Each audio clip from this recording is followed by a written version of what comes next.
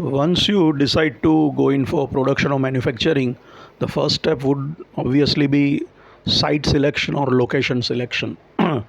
After doing the necessary analysis, where exactly do you want to set up your plant or your factory or your manufacturing unit? Depends upon the availability of land, cheap land, abundant land. Government must give you the permission and license and clearance to set up a factory in that land.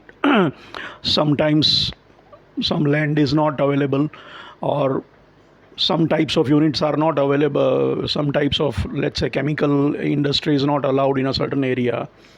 uh, it is reserved only for certain types of industries. So whether that land or that particular parcel of land is available for this particular kind of manufacturing activity or not, would the government allow it or not, do you have sufficient space, is it cost effective, cheap enough? That's an important thing.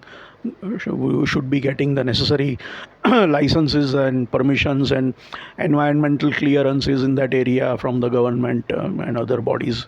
So that's important. Uh, Sometimes certain areas offer tax benefits. Government offers tax benefits in notified backward areas, and industries set up in those areas.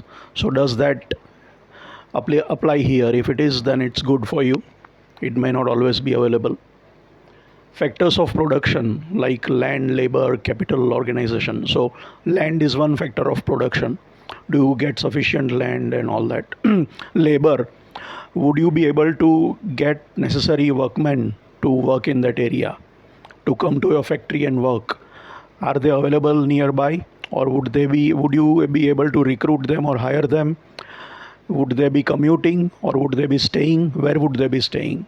Is it possible to get accommodation nearby? So all those factors also have to, availability of labor, a major factor. Similarly, power, availability of electricity, power, water, those kinds of facilities is important. Would you be able to, are you close to the market? You are going to produce something and sell. Are your customers close to you? Is the market close to you? Then it is good. Saves on transportation costs. Is transportation to and from easy to the factory, because you'll be procuring raw material and stuff? So easy access to your factory, and you'll be dispatching stuff from your factory, so that should be easy. Connectivity should be there. Suppliers, if you are close to your suppliers, again it's an advantage, right? If the climate is suitable or not. Like in some areas, some activities cannot be, like some people say that Surat is good for textiles, wet processing industry and all. So some products, or for some kind of activity, you need certain sorts of climate. Agriculture is an obvious example. So all those factors have to be considered before selecting the site, analyzing, and then selecting the proper site or the location where you want to set up your factory. Once you set up your factory, decide to select the land and procurement and all that is taken care of. You also have to start thinking about CRP, capacity requirement planning. You have to set up a certain sort of manufacturing capacity. So how much manufacturing capacity you want to set up?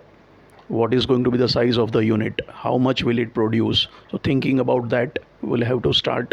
Apart from the development of the land and the construction and buildings and all that, you also have to start about thinking about the capacity and machinery and all that.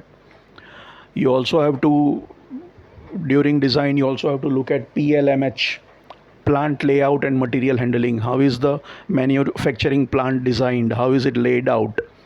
How are the various departments placed? How is the manufacturing flow going to take place? What is the proximity? What is the distance? It should be logical. Material handling, material will be moving. Material work, raw material will be coming in, then will be passing through various departments and phases, and then will be stocking somewhere in the stores. So all that handling of material, the proper equipment for handling of material, proper design, whether you will be using EOT cranes or some trolleys or what. How are you going to store? Are there going to be pallets? So all kinds of thinking would have to go into this during the design of the factory itself. And then the basic thing is the operation production system, which is basically input goes into the production process and you get the output. That is essentially a very simplified way of the production process or production system. And what does production entail here? When we talk of operations and production, we are talking about all connected departments here. When I talk about operations, I am talking about production itself. I'm talking about research and development and drawing and design and development, which is connected to production. So it is part of overall operations. I'm talking about quality assurance, quality control, inspection, testing department. I'm talking about materials management, which includes purchase and stores. And I'm also talking about maintenance of the plant and machinery. So these are all the aspects of operations management, or all the functions and departments in the operations management system or setup. We'll be talking about it more later on. Thank you.